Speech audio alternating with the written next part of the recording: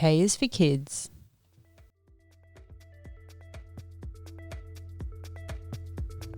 Hi, I'm Bec from Be Free Emotional Fitness Training, and I support women and girls to become emotionally stronger.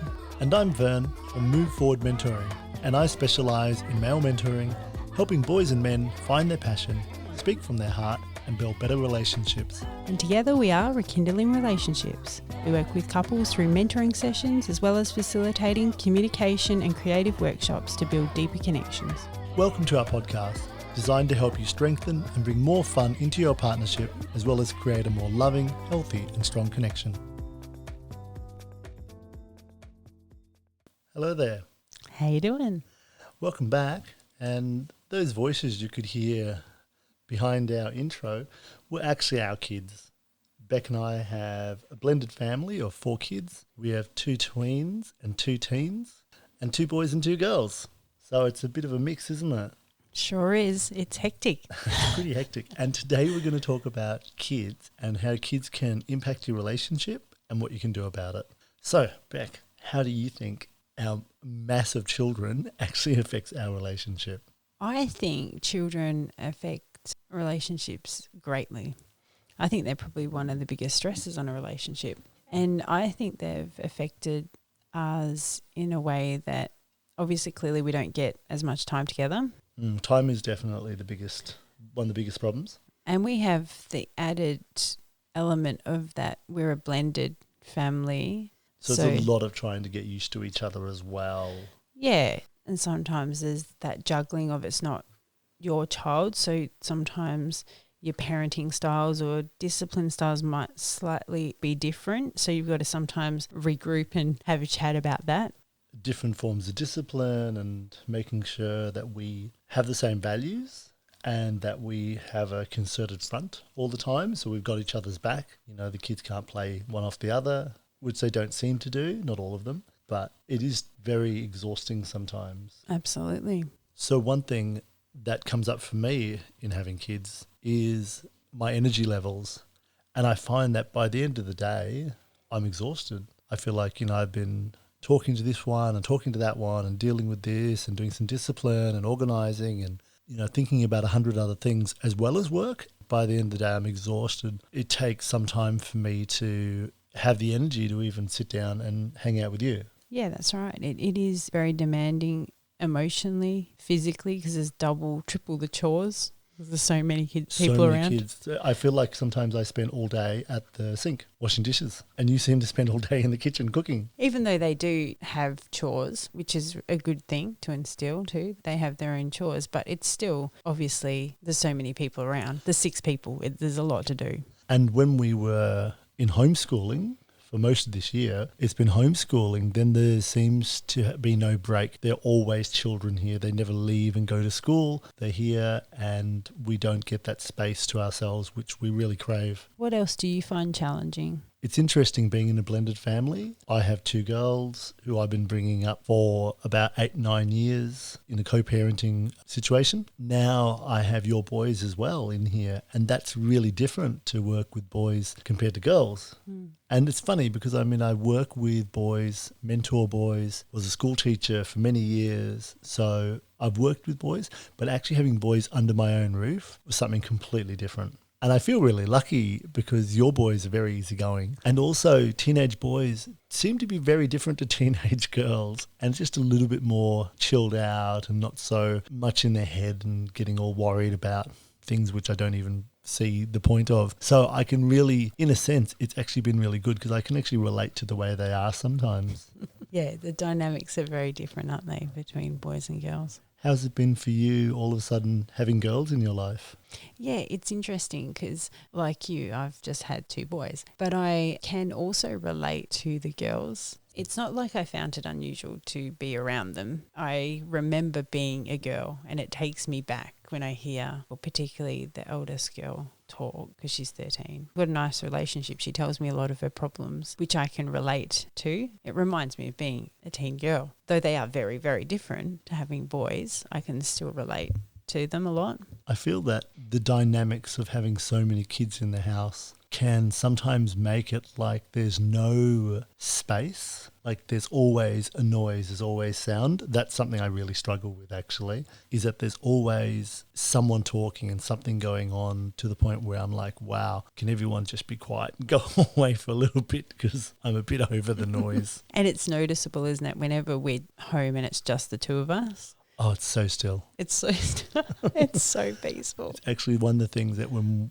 it's suddenly just us, we just look at each other and go, oh, it's so still. It's easy. Like it's very, very easy. But we also like each other's company. That makes it easy. Makes a big difference. Definitely having some space from them is really important. I think so. And I think this is a really important topic. As I was reading, I read the stat about in the first 5 years of the first baby being born, a lot of couples will split up. Well, 40% of couples will split up within 5 years. So they add a big stress to your relationship. And I think that point there, that just making sure you find time. It's okay to have a break from parenting. Definitely okay to have a break from parenting. And it's interesting. You'll have parenting burnout otherwise. Yeah. And, you know, you're saying that people's relationship break down.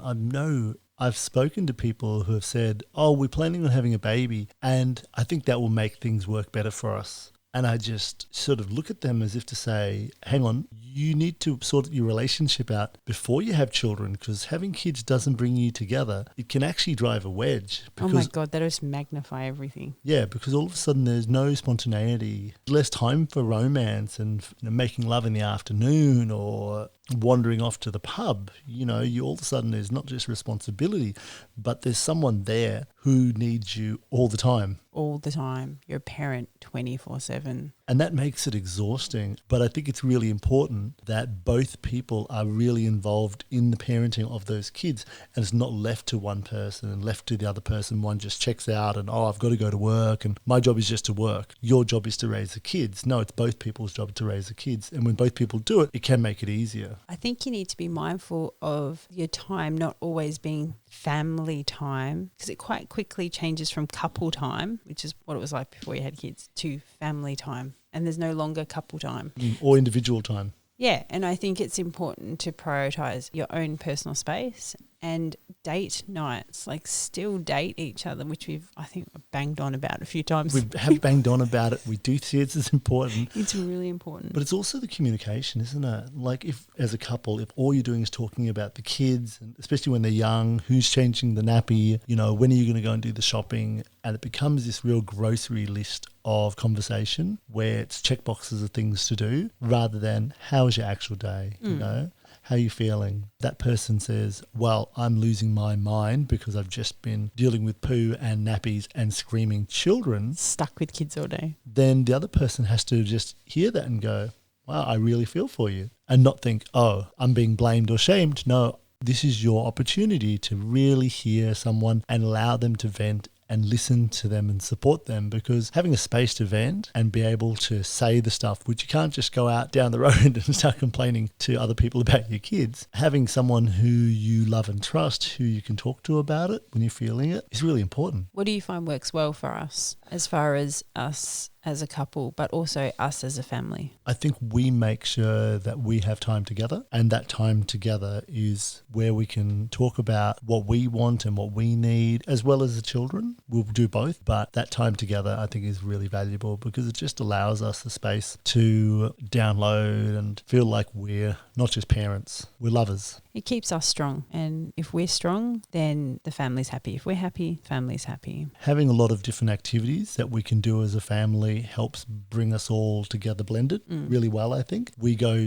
play basketball, or we go for a bushwalk, or we go canoeing, and we do it as a big group, and it's lots of fun, and it's something that we can do together. Then we also separate the children into pairs, and we might cook with a pair or draw with a pair or have opportunities with two of them or individual, and try and give them as much of the attention that they need. We as a couple has to come first. We have to be solid in our relationship. And I love that, you know, sometimes when things aren't going well and we have stuff on our minds that we need to talk about, that we'll just sort of go to the room, lock the door, sit down and talk it out. Hide ourselves in the walk-in wardrobe. Hide ourselves in the walk-in wardrobe for a while and talk it out. Or Or sometimes just go into the pantry and have a kiss. It's so important. So important to have a kiss in the pantry. Or sometimes we'll just go and have half an hour walk. Yeah, we're quite lucky though, because we can actually leave the house. Our kids are a little bit older. They're a bit older. If you've got little kids, you might not do that, but maybe that's when you need to prioritize your relationship and call in a babysitter, call in a family friend, family member, just to be there so that you can have some time together. So you can get away, you can go out for dinner, you can go out for a picnic, you can go out for a walk around the block, sometime together. I think the family meetings we have are really good too, helping the family run smoothly, and just to hear everyone have a voice, what they want to see more of in the family. Yeah, I think that's a really great way for us to stay connected with each other. What other things do you think help us as a family and as a couple? 100% is the time, is making time. And everyone's busy and you can always fill it with everything, being kids and every other activity, work, but it's prioritizing your relationship and making that time. I think the example of tonight, I clocked off as a parent, so I said to them, our kids are a little bit older. That was really good. I liked that. Which helps. But I said, okay, by 8:30, my job as a parent is done and you need to go and do your own thing, put yourself to sleep. And I will be back on as a parent at 9 a.m. So I think sometimes just setting the boundaries, because otherwise it can go on and on. It could start super early if you let them, because it can. Your boys are up at 6:30 in the morning. Yeah, or it can go on till 9:30, 10 o'clock at night. Because my daughter wants to have chats with you at 9:30 at night about her feelings. Which I feel very privileged she does. I think it's setting boundaries, isn't it, where you make time for them, but in the day, and then you're like, at a certain point, you're like, okay, I'm done. Because then that is us to have some time at night to ourselves.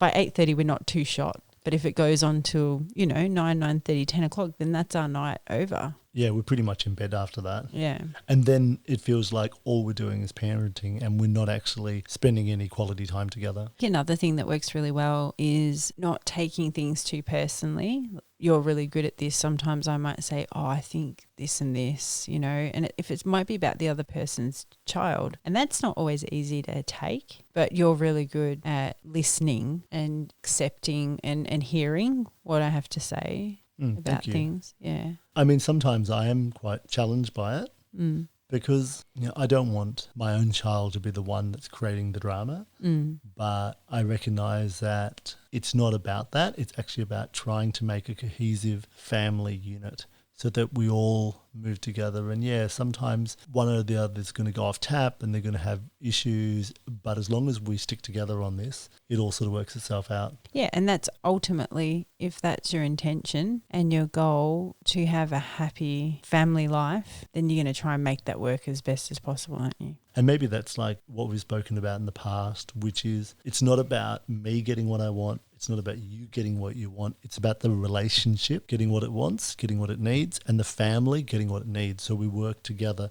to make sure the family's solid, to make sure the relationship's solid, and also to check in and make sure that each of us are doing well and that we're both having our own time to get away. It's what's best for everyone. And it's a lot of work. It is, isn't it? It's a lot of checking in. At the end of the day, it's worth it because everyone's so much happier. No matter how exhausted I am sometimes, and sometimes I'm just sick of kids. And Bec will know because I'll just have this look on my face, which is like, oh, I'm done. I don't want to talk to anyone anymore. They better leave me alone. And the kids are pretty good at working that out now too, when to stay away from me. I think they're awesome. I love time together. I love hanging out with them and having fun. And I love watching them grow. Like, it's amazing to see these little people we've got grow into big people. They are incredible. But I need to make sure that I have time for me and I have time for you. So that I can enjoy them. Thanks for listening, everyone, and please join us next time for L is for Love Languages. Thanks for listening. Please subscribe and follow us. And check out our website at rekindlingrelationships.com. Bye for now. See ya.